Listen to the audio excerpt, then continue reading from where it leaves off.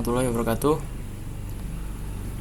Di sini saya akan mengerjakan ulangan tengah semester midterm exam sistem paradigma.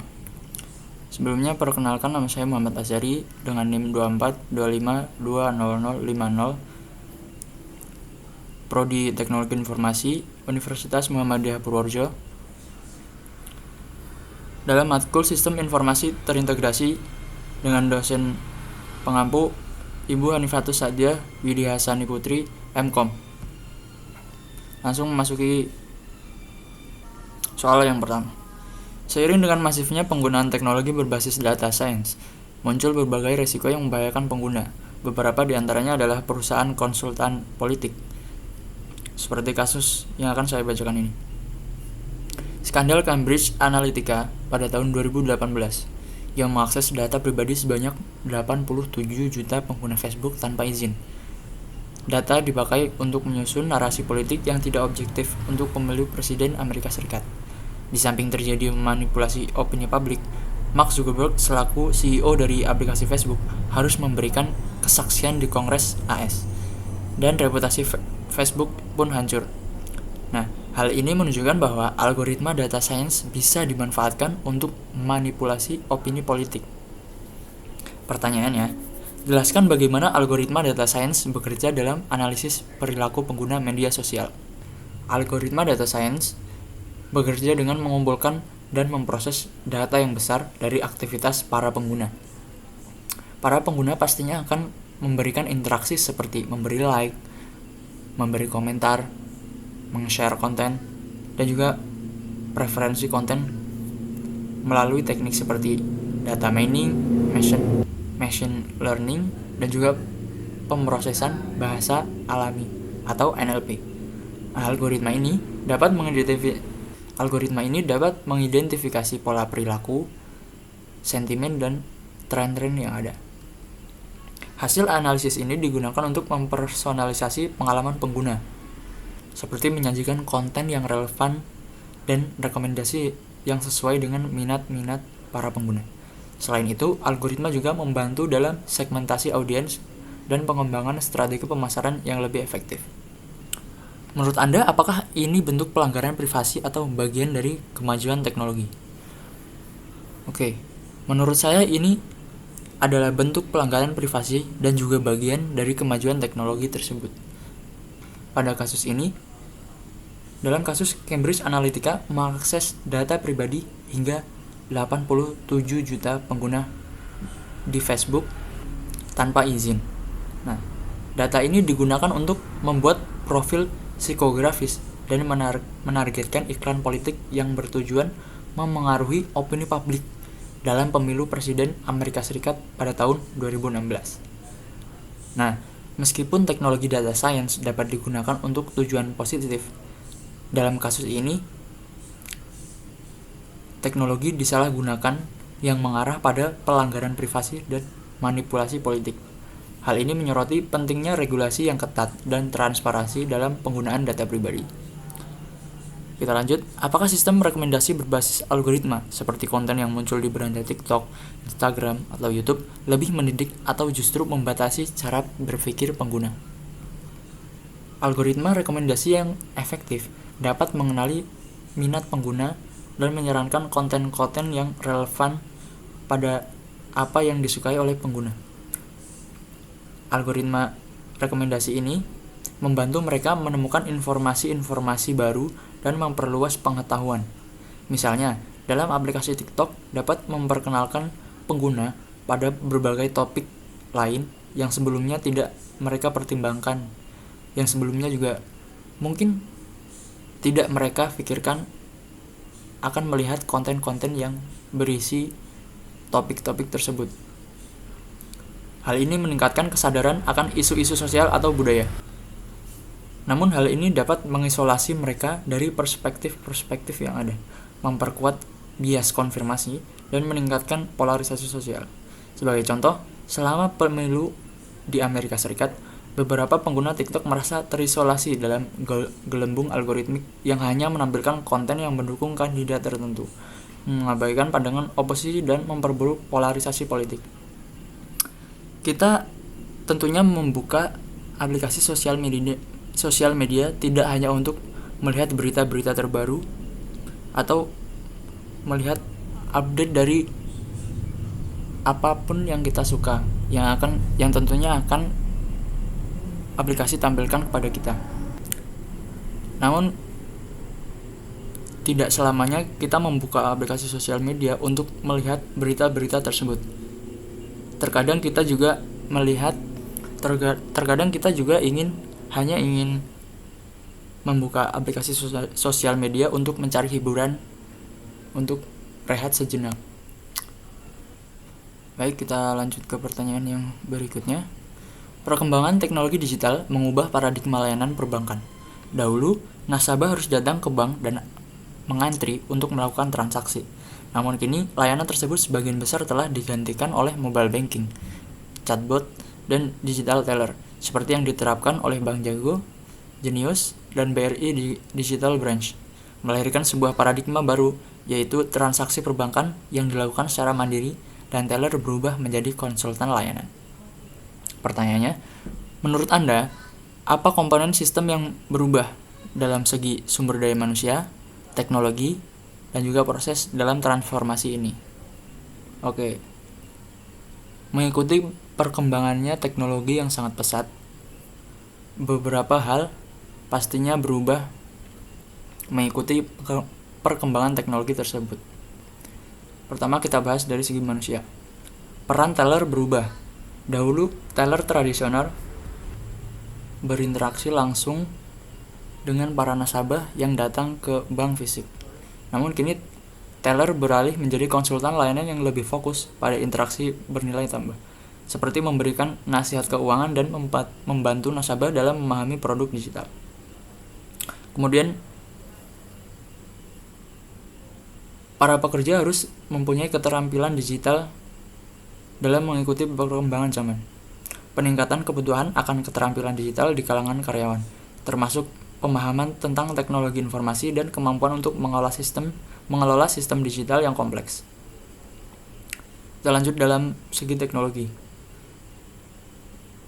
Implementasi mobile banking, chatbot, dan digital teller memungkinkan nasabah untuk melakukan transaksi secara mandiri tanpa perlu mengunjungi kantor cabang fisik.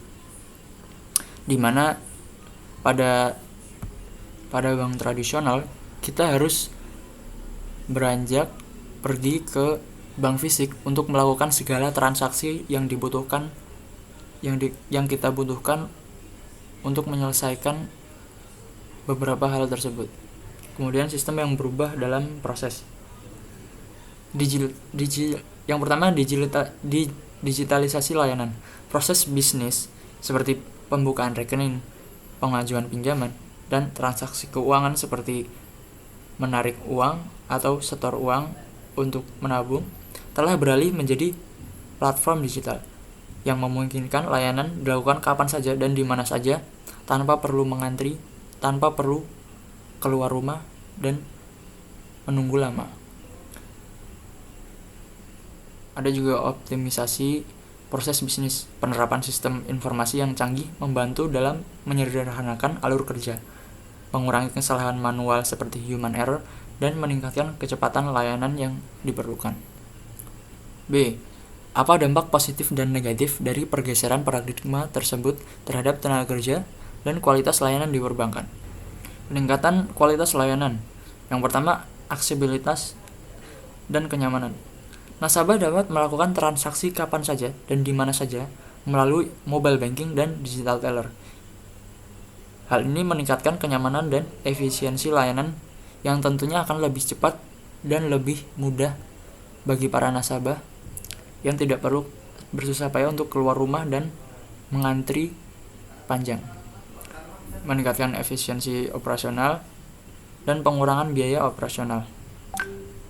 Hal ini juga menciptakan lapangan kerja baru. Transformasi digital menciptakan kebutuhan akan tenaga kerja dengan keterampilan di bidang teknologi informasi yang handal, seperti pengembangan perangkat lunak dan analisis data.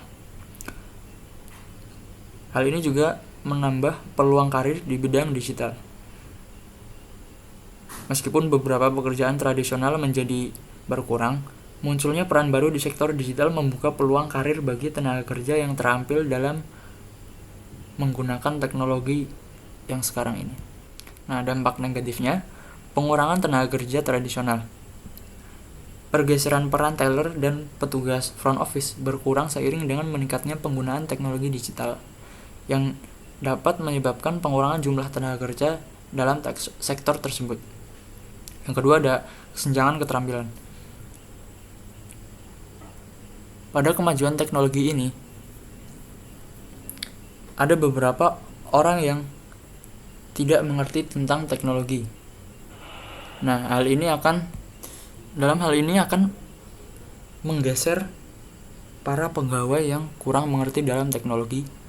Namun, di sisi lain juga akan membuka lowongan kerja bagi orang-orang yang terampil dalam teknologi tersebut. Tenaga kerja yang tidak memiliki keterampilan di bidang teknologi informasi mungkin kesulitan beradaptasi dengan perubahan ini, yang menimbulkan kesenjangan keterampilan di pasar kerja. Yang ketiga ada resiko keamanan yang tinggi. Ancaman keamanan data akan menjadi musuh yang utama dalam hal ini. Peningkatan penggunaan platform digital meningkatkan risiko serangan cyber yang dapat mengancam keamanan data nasabah dan reputasi bank. Lanjut, dengan semakin mandirinya nasabah dalam melakukan transaksi, bagaimana seharusnya peran baru pegawai perbankan seperti teller dan customer service dikembangkan agar tetap relevan dan memberikan nilai tambah dalam ekosistem perbankan digital. Oke. Teller dan juga customer service bisa berfokus pada layanan konsultatif dan personalisasi. Dengan berkurangnya interaksi yang rutin, teller dan customer service dapat beralih menjadi konsultan layanan yang berfokus pada nasihat keuangan personal, yang mana itu memberikan rekomendasi produk-produk yang sesuai dengan kebutuhan dan profil nasabah. Karena nasabah pasti banyak juga dari kalangan-kalangan yang berbeda-beda. Nah, dalam hal ini, teller dan customer service harus bisa memposisikan diri agar bisa memberikan kefahaman kepada nasabah-nasabah tersebut. Pendampingan digital membantu nasabah dalam memahami dan memanfaatkan fitur digital banking seperti mobile banking dan e-wallet. Menguasai teknologi dan analitik data untuk meningkatkan efisiensi dan kualitas layanan. Dalam hal ini, para pegawai seperti teller dan juga customer service ada baiknya mengikuti pelatihan berkelanjutan seperti mengikuti program pelatihan dalam bidang teknologi informasi, analitik data, dan keamanan cyber. Para pegawai juga dapat mengembangkan keterampilan soft skill dan juga empati. Meskipun teknologi memainkan peran penting dalam hal ini, keterampilan personal tetap menjadi suatu hal yang krusial. Komunikasi yang efektif mampu menyampaikan informasi dengan jelas dan memahami kebutuhan nasabah, yang dimana nasabah memiliki umur yang berbeda-beda. Maka dari itu, para teller dan juga customer service harus bisa menempatkan diri agar para nasabah paham dan juga dapat mengikuti perkembangan zaman yang sudah maju ini. Para pegawai juga harus meningkatkan empati dan pendengaran yang aktif, yang menunjukkan empati terhadap permasalahan nasabah dan mendengarkan dengan seksama untuk menemukan solusi yang tepat untuk nasabah. Keterampilan problem solving. Para teller harus mampu mengidentifikasi masalah dan mencari solusi yang efektif dan efisien. Oke, lanjut ke pertanyaan yang berikutnya. Bayangkan kamu menyimpan laptop dan dompet di dalam loker kampus.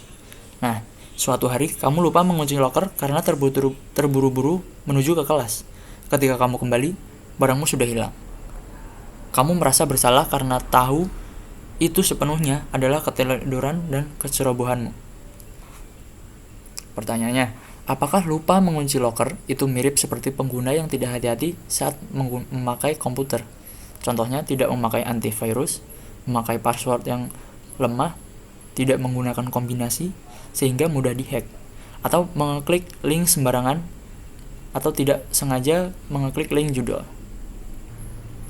Nah, dalam hal ini menurut saya ini sama ya, karena barang yang kita punya itu harus kita jaga dan kita harus bertanggung jawab atas apa yang kita punya, karena kita akan mengerti bagaimana rasanya kehilangan ketika barang itu sudah tidak ada.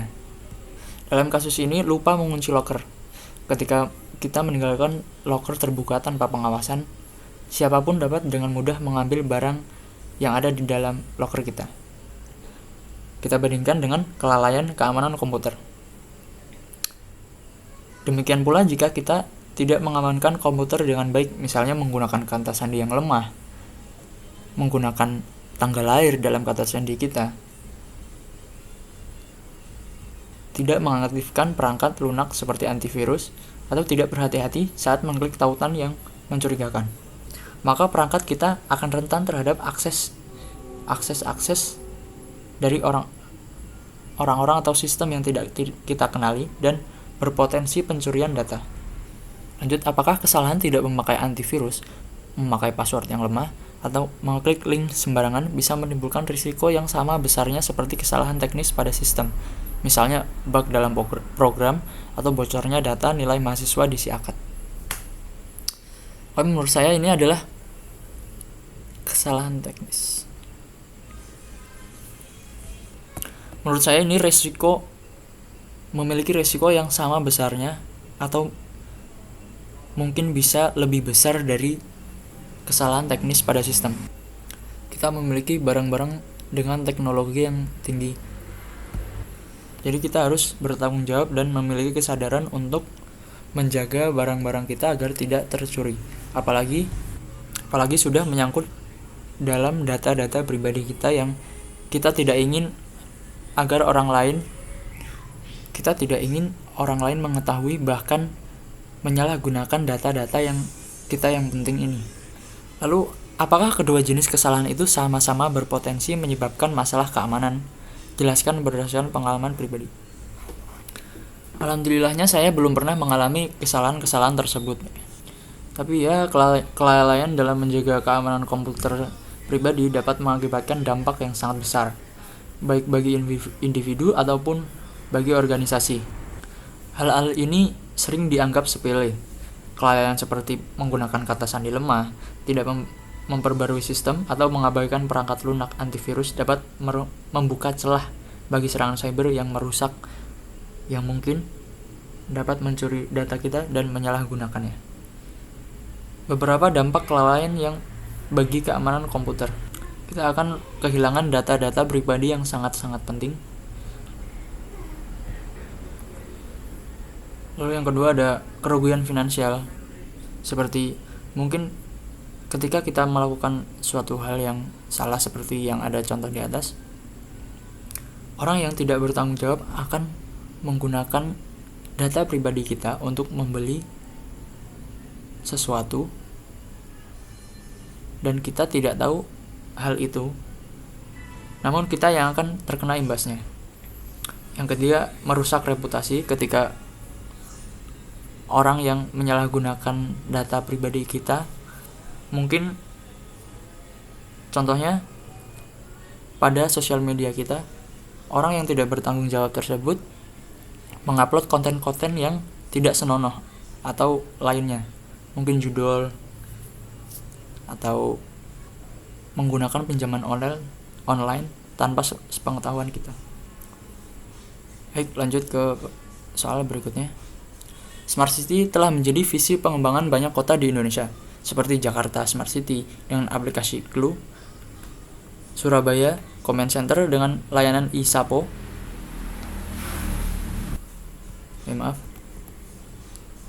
dan Bandung Comment Center yang menyatukan data dari berbagai dinas. Namun tidak semua inisiatif Smart City berhasil. Beberapa daerah seperti Kota Tegal, Kabupaten Sumeneb, Kabupaten Mamuju telah membangun aplikasi layanan pengaduan digital berbasis website atau Android. Namun, partisipasi dari warga sangat rendah. Masyarakat lebih nyaman menyampaikan keluhan secara langsung ke perangkat desa atau lurah dan lebih percaya interaksi tatap muka dibandingkan menggunakan aplikasi layanan pengaduan. Masuk ke pertanyaan. Mengapa paradigma sosial dan budaya masyarakat lokal sangat berpengaruh terhadap keberhasilan implementasi Smart City? Baik, keberhasilan Smart City tidak hanya bergantung pada teknologi, tapi juga pada pemahaman dan penghormatan terhadap budaya serta kondisi sosial masyarakat lokal. Jadi masyarakat lokal juga harus berpartisipasi dalam pembangunan Smart City ini. Kita tidak bisa hanya mengandalkan orang-orang penting atau petinggi-petinggi seperti RT atau para pemerintah untuk menjalankan Smart City ini. Jadi para masyarakat juga harus berpartisipasi dalam penggunaan Smart City ini agar bisa berkembang dengan bersama. Nah, keberhasilan Smart City tidak hanya bergantung pada teknologi, tetapi juga pada pemahaman dan penghormatan terhadap budaya serta kondisi sosial masyarakat lokal. Pendekatan yang eksklusif, edukatif, dan sensitif terhadap nilai-nilai lokal sangat diperlukan agar teknologi dapat diterima dan dimanfaatkan secara maksimal oleh masyarakat. Berikutnya, menurut Anda siapa aktor kunci yang seharusnya bertanggung jawab membentuk paradigma digital inklusif?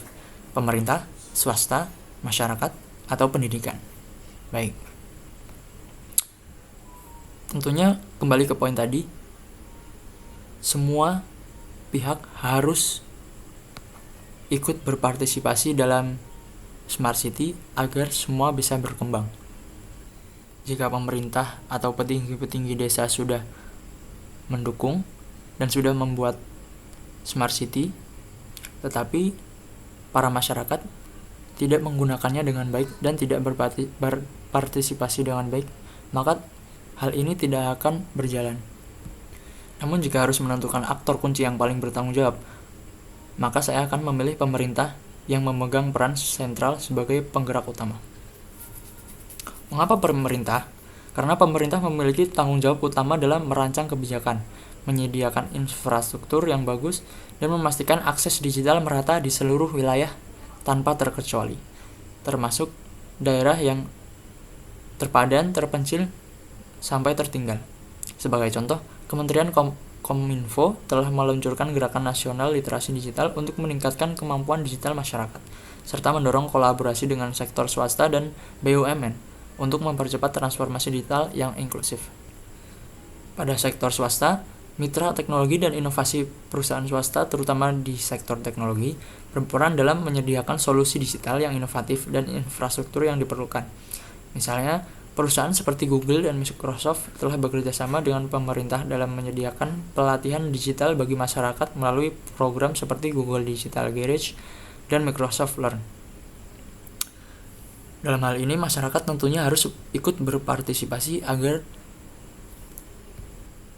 keberhasilan untuk Smart City ini semakin baik.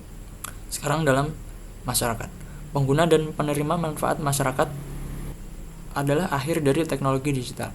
Partisipasi aktif mereka dalam proses transformasi digital sangatlah penting.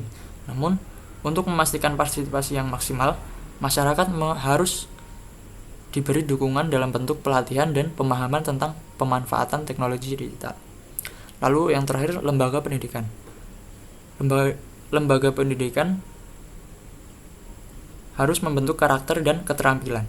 Lembaga pendidikan memiliki peran dalam membekali generasi muda dengan keterampilan digital yang diperlukan untuk menghadapi tantangan-tantangan yang ada di masa depan.